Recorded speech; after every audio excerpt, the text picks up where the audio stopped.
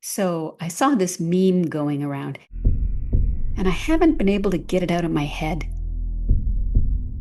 It was the cast from Inside Out.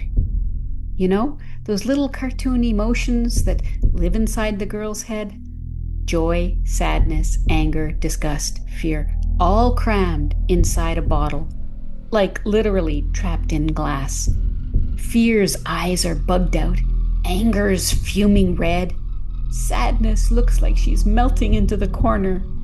Disgust is judging everyone, obviously, and joy is at the top, trying to push the cork off and get away from it all. And the caption, don't bottle it up. Very deep, very Instagram, very misleading. We've got this pop psychology cocktail going around, a dash of Inside Out, a splash of The Body Keeps the Score, and a twist of Tolle's Pain Body. Together, it makes a strangely satisfying story. You've got emotions locked in the body like time bombs, trauma hidden in your hamstrings, a mystical pain body that gets activated like a demon on cue. And if you don't let it out, it erupts like emotional lava. Sounds compelling, but is it true? Is the body a storage locker? Here's what's rarely said out loud these days. There's no scientific evidence that trauma is stored in the body. Not in fascia, not in your liver, not in your hip flexors. What people call body memories are more likely mental conditioning triggered by the mind matching thoughts, sensations, situations, or unconscious beliefs. Emotions are not stored, though. They're being created, recreated in real time by what the mind is doing, like a movie on a loop, but dynamic and able to be augmented and amplified on the fly. Now, about the exploding myth. It's trendy to believe your body is like trauma Tupperware, sealed tight, full of ancient feelings, just waiting to be released. This idea gives you permission to explode. Sorry, I just had to let that out. It was stuck in my liver chakra. That wasn't me. It was my inner child's grief. No, that was you. Thinking something painful, believing it, fueling it, and giving yourself permission to erupt like Mount Suppressius. We're not bottling them, we're brewing them. We're brewing them in the thought-feeling loop. We feel a twinge of emotion, then we think about it, then we think about the thought, then we feel about the thought, and then we think about the feeling about the thought.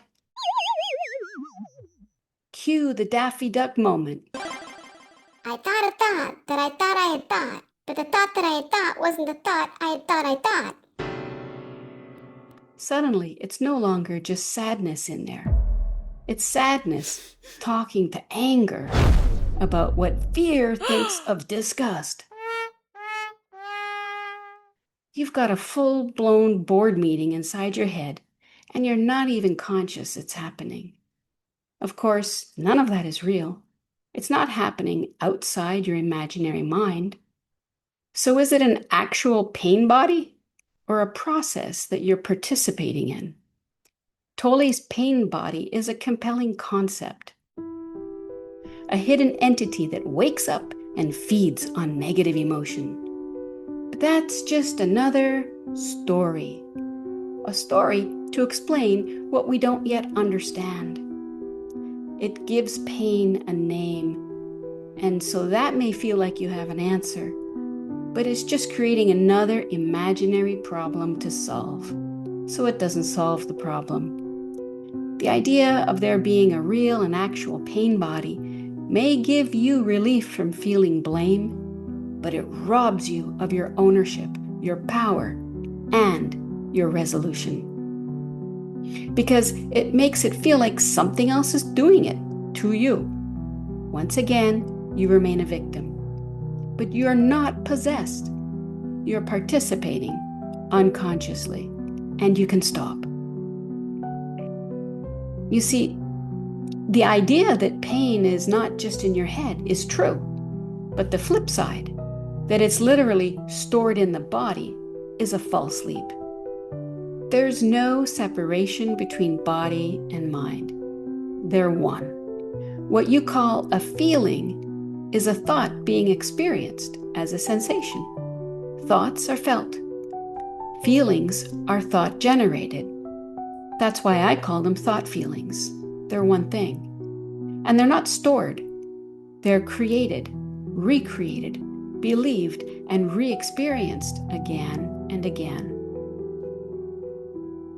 Belief is powerful. When you believe trauma is stored, you go looking for it. You scan your body like a trauma detective.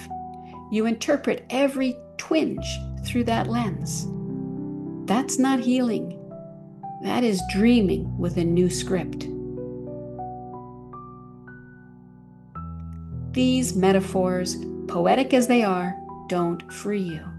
They embed new beliefs that create new problems and continued suffering. So why are these stories spread? These myths are popular because many trauma survivors feel their symptoms in the body, of course. The metaphors give language to real pain. They validate people's experience. It's not all in your head. There's no such thing as anything just in your head. Because again, body-mind is one thing. And so that's all true. But pain isn't proof of storage. Pain is a signal, a wake-up call, a flashlight in the dark, showing you that you're dream experiencing the mind. The origin of emotion is motion. The word emotion comes from Latin, emovia, to move or to stir up. Emotions are experiences, not objects, not ghosts in your knees, not liquids in a jar.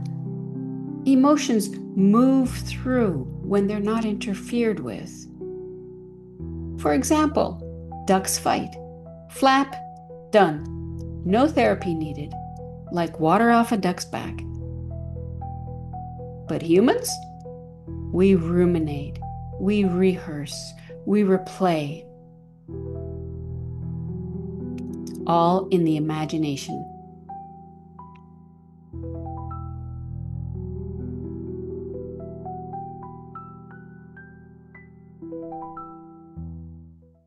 So you're not a victim of emotion.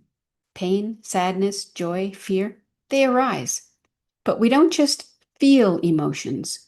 We generate them. We fuel emotions. Not on purpose, but unconsciously. You think, they shouldn't have said that. Boom, anger. You think, they don't care about me. Boom, sadness, fear, shame. It's not what they did or didn't do. It's what you dream experienced in the mind about it. And running the movie in your mind while believing that that is real, true, others, or you, that's not stored emotion. That's not bottling emotion. That's brewing suffering. And exploding is not releasing either. This is another dangerous myth. When someone breaks down, you might say, they must have been bottling it up. But that emotion wasn't sitting there like soup in a jar.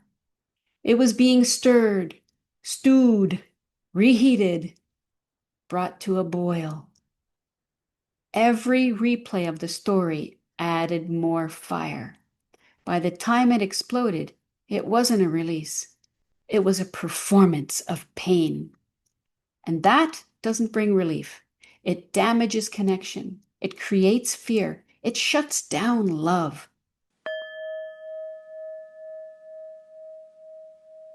As Mark Twain is said to have said, I've had a lot of worries in my life, most of which never happened. Of course, the worrying happened, but the things imagined didn't. He's pointing to the same difference I'm pointing to, the difference between the story in the mind and the reality. If you aren't discerning that difference, and you're trying to solve an imaginary, mind-made, conceptual problem, you're using a conceptual cure. It's futile. This is largely why New Age self-help spiritual efforts fail. You're sold a new imaginary problem and then sold the imaginary cure. So, what to do instead? Here's the radical shift. When pain arises, it's a signal to wake up. Wake up to the story. Wake up to the thought. Wake up to the mind. Ask, where is my attention? In our reality lover community, we practice the reality check.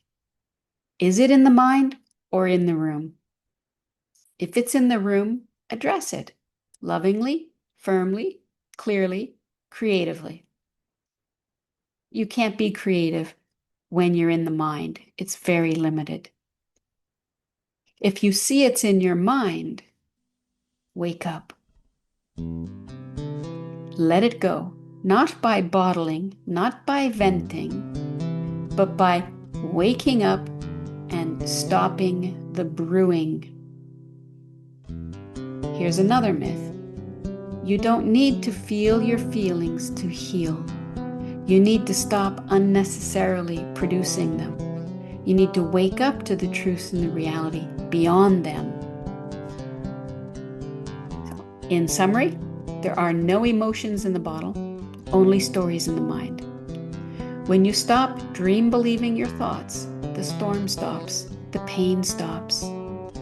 It's enough to deal with the real world in the room. Nothing can be done about the dream when in your head, other than waking up to its unreality. Final thoughts. You're not a bottle. You're a brilliant, creative, powerful being. You can brew up a storm or not. The pain is your tip-off. Not to explode, not to suppress, but to stop. Stop brewing. Return to silence. Return to stillness. Return to presence. Leave the dream alone. Deal with what's real.